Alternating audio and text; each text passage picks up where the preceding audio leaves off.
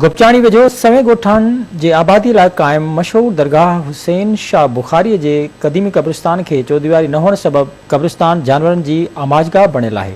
क़ब्रिस्तान जी चौदीवारी न हुअण सबबि बरसातुनि जो सॼो पाणी क़ब्रिस्तान में जमा थियण सबबि केतिरियूं ई क़बरूं मिसाइजी वञनि थियूं, जॾहिं त क़ब्रिस्तान में मौजूदु जानवरनि सबबि क़बरुनि जी बेहुरमती पिणु थियण लॻे थी। रवासियुनि जो चवणु आहे त अख़्तियारनि खे बार बार दाहण बावजूदि हिन अहम मसइले जो कंहिं बि को नोटिस न वरितो आहे। इनके चार दीवारी कान्हे, हिते जानवर वग़ैरह फिरनि था ऐं बेहुरमती थी थिए ऐं बारिशनि वग़ैरह में बि हिते तमामु घणो हिकिड़ो गंद थिए थो, पाणी एतिरो थी थो वञे जो अचण वञण में माण्हुनि खे तकलीफ़ हूंदी आहे।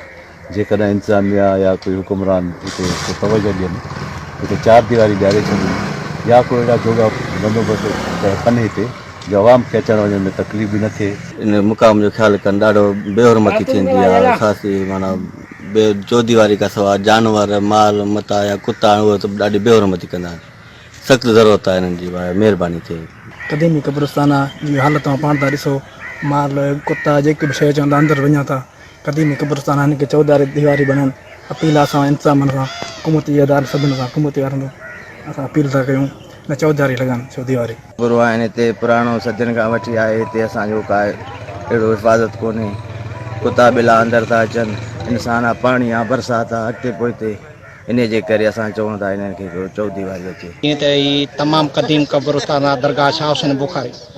जीअं हिते दीवार चौदीवारी कान्हे का क़ब्रिस्तान खे, जंहिंमें कुता जानवर माल तमामु घणो नुक़सानु थो करे क़बरुनि खे ऐं बेहुरमती थो थिए।